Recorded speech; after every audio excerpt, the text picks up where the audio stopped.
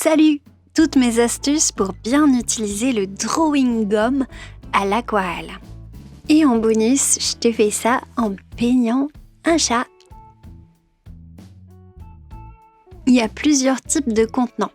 Là, ce que je te montre, c'est le contenant liquide en pot. Je te mets la référence aussi dans la barre d'infos du stylo, qui peut être très sympa parce qu'il te fait des marques beaucoup plus fines. Mais il n'a pas une durée de vie ouf. Ça reste quand même mieux les pots comme ça. Ici, j'utilise un pinceau en fin de vie pour préserver mes blancs. C'est quand même sympa que ce soit bleu. T'en as des blanches aussi ou des jaunes, je crois. Mais la plupart du temps, c'est vendu bleu. Ça te permet de voir où est-ce que tu en as disposé. Donc, prends un pinceau pas cher ou en fin de vie. Sinon, pense à bien protéger ton pinceau en le frottant sur du savon. Du savon ordinaire, ça fait très bien l'affaire. Ici, pour les moustaches ou pour des petits cheveux, c'est quand même bien pratique d'avoir la pointe de son pinceau. Tu vas pouvoir faire des toutes petites marques et ça va rester blanc quand tu vas l'enlever, tu vas voir. Ça nécessite de bien penser à l'avance quelle zone tu veux laisser blanche, bien sûr. Après, c'est réversible. Dans le sens où, évidemment, tu peux recouvrir le blanc par la suite. En tout cas, voilà, pour les poils, c'est pratique. Donc la première astuce, c'était le savon pour protéger ton pinceau. La seconde, c'est que ça a vraiment besoin de bien sécher. En revanche, il m'est arrivé de nombreuses fois que ce soit la catastrophe. Et pourquoi ? Parce que comme je suis impatiente, de temps en temps, je prends mon sèche-cheveux et je sèche mon aquarelle. Comme ça me permet de faire des couches plus vite. Sauf que quand tu mets du drawing gum, en fait, ça peut faire des effets mais terribles. Le drawing gum rentre dans ton papier et c'est la cata, t'arrives plus à l'enlever. Donc c'est ruiné, c'est gâché, c'est fichu.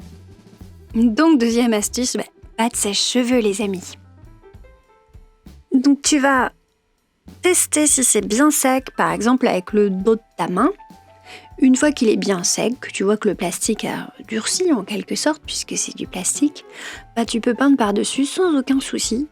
Et franchement là, n'hésite pas à repasser par-dessus la zone bleue, ça va constituer un petit film plastique qui se comporte très bien avec l'aquarelle, ça se mélange pas du tout. Et je sais que ça fait plaisir à certains, donc je vais te laisser regarder un petit peu ce que je fais là. J'ai vraiment mis en accéléré, te faire quelques commentaires. Mais si tu as envie de passer tout de suite à la partie où j'enlève le drawing gum, tu peux aller sur la deuxième partie. Tu vois, je mettrai 2 parties sur YouTube et tu pourras sauter tout de suite à la deuxième partie dans la petite barre de lecture jaune.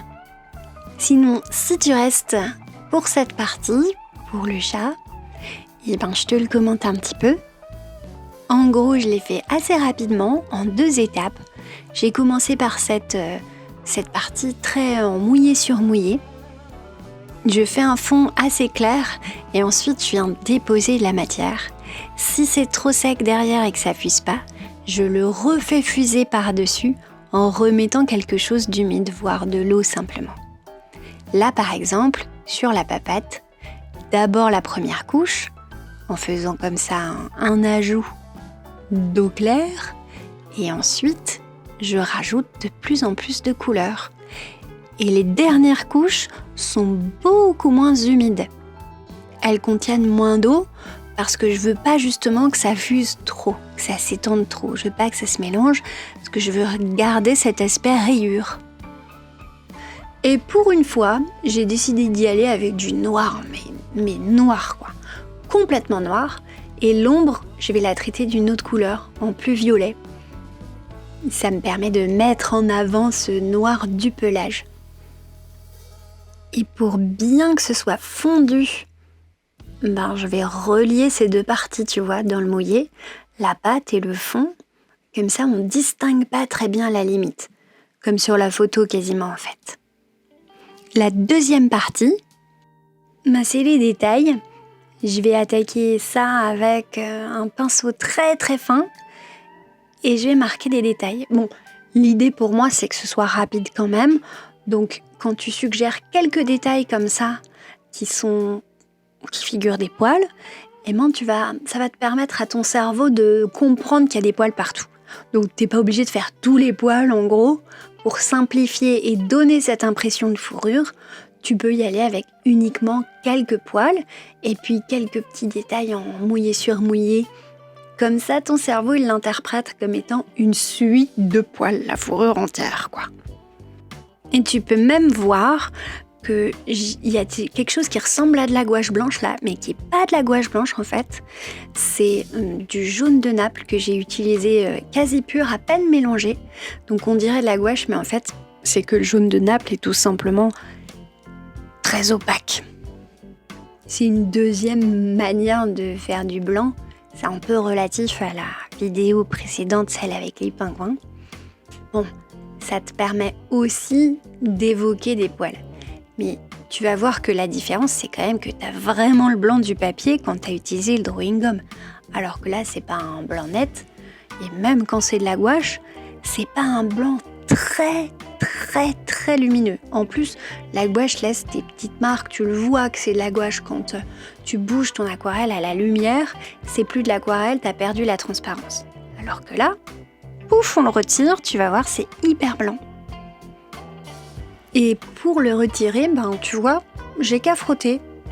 Dernière astuce avec ça, je ne le montre pas, mais quand tu as vraiment beaucoup de drawing gum sur un ensemble, une très grande aquarelle, où tu en as vraiment beaucoup et par exemple, je sais pas, ça t'irrite un peu le doigt, tu peux employer une gomme et ça part aussi très très bien. Et même si tu es très très précautionneux, tu peux y aller avec une gomme d'artiste, c'est-à-dire une gomme grise, là tu sais, les mie-de-pain. Et puis, au lieu de faire comme moi et de risquer de frotter un peu trop ton aquarelle, tu peux aussi enlever délicatement soit la gomme, soit le drawing gum avec le plat d'une brosse, un pinceau plat quoi. Voilà, pour l'utilisation du drawing gum, je crois que c'est à peu près tout comme astuce. Si t'en as d'autres, n'hésite pas à l'indiquer dans les commentaires. Ça fera très plaisir à plein de gens, je pense. Je crois que de mon côté, j'ai fait le tour. Reste plus que les 2 dernières étapes pour ce chat. Je reviens faire des détails.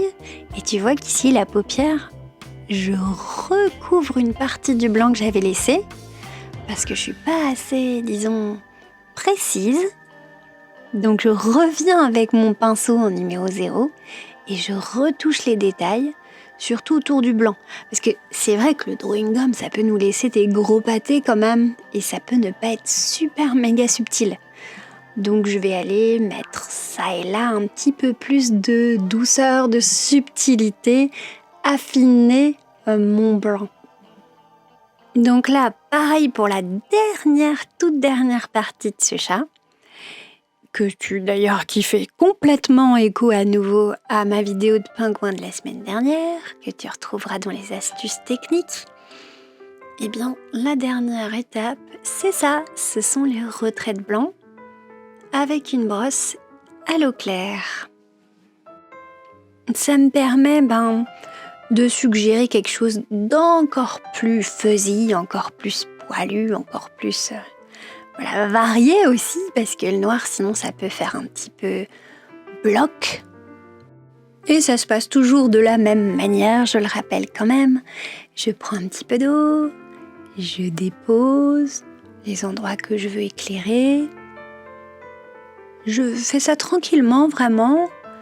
Je laisse le pigment se soulever et paf, je froutouille avec un sopalin. Voilà pour ce modèle de chat. Bon, il est trop mignon.